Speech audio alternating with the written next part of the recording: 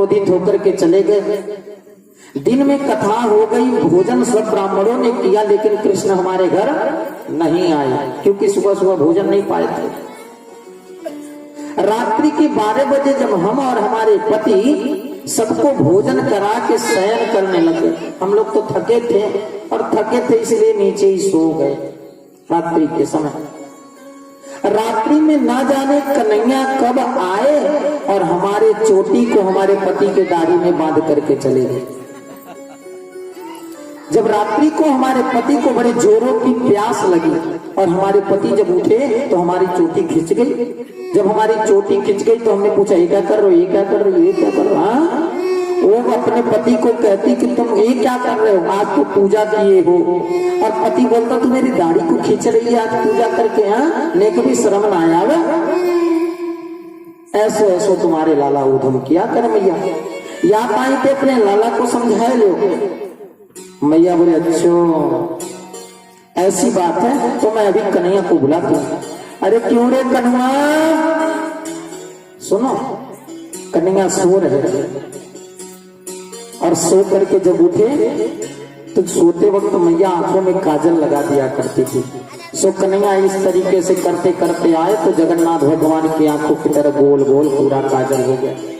अच्छा एक बात बताओ, कितने लोग जगन्नाथ भगवान को देखे हो? एक हाथ ऊपर करो। और लोग नहीं जगन्नाथ भगवान को देखे हो? कम से कम अपने पूरे हिंदू सनातन धर्म में जन्म हुआ तो अपने भगवान लोगों को तो पहचान लो। प्यार से बोलो, जय श्री कृष्ण। मैया कृष्ण को बुलाती और कन्हैया आंख मलते हुए माता के समीप पहुंचे। बोले, बोल मैया, मुझको तो नींद आ रही थी बड़ी जोरों की। अच्छा तो तुमको नींद आ रही है, या गोपिन को काय के टाइम परेशान करो है कन्हैया? कन्हैया बोले, भैया मैं या गोपिन को ना परेशान करो, या गोपी ही मुझको परेशान करा कर। थोड़ी सी छाछ पिलाओ, में कहें ठुमका मार के दिखाओ। अरे भैया इनको तो शर्म भी ना आवे या गोपिन को। अब तू बता कि हमारे गालों का चुम्बन करती है या गोपी, इनको तो थोड़ा शर्म ना आवे। भैया बोले, अच्छो तो तू 3 बिलान को लाला, तेरे को बहुत ज्यादा शर्म आ रही है?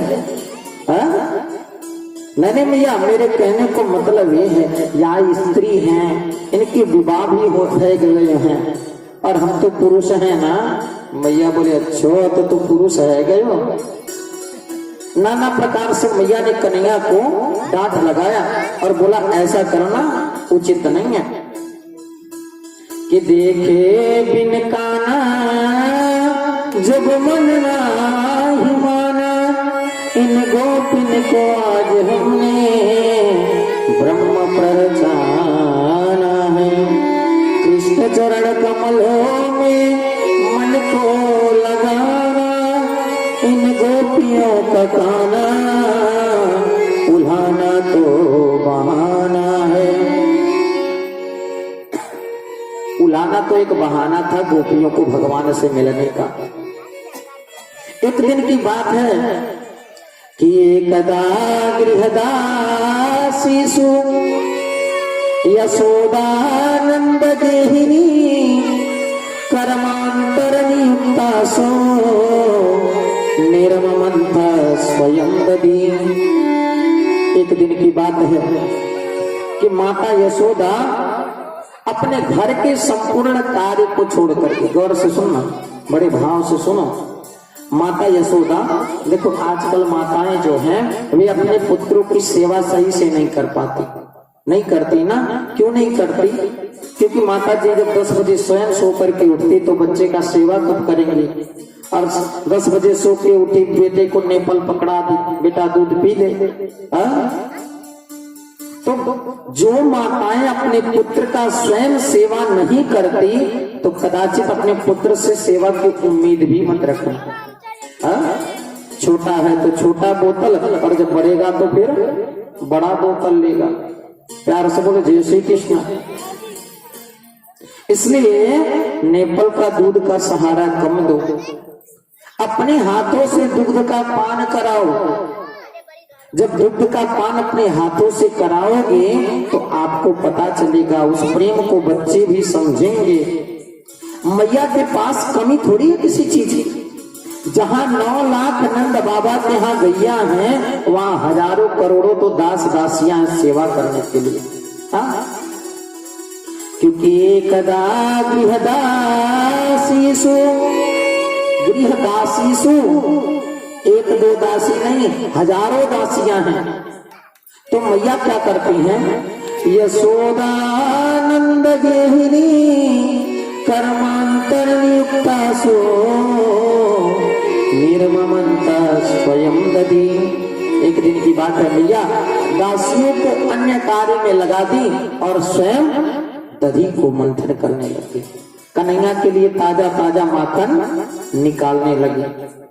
और जब कृष्ण के लिए ताजा ताजा माखन निकालने लगी तो घूम रहे थे कन्हैया दूर पे, दौड़े दौड़े चले आए, बोले मैया मुझको माखन दे दे।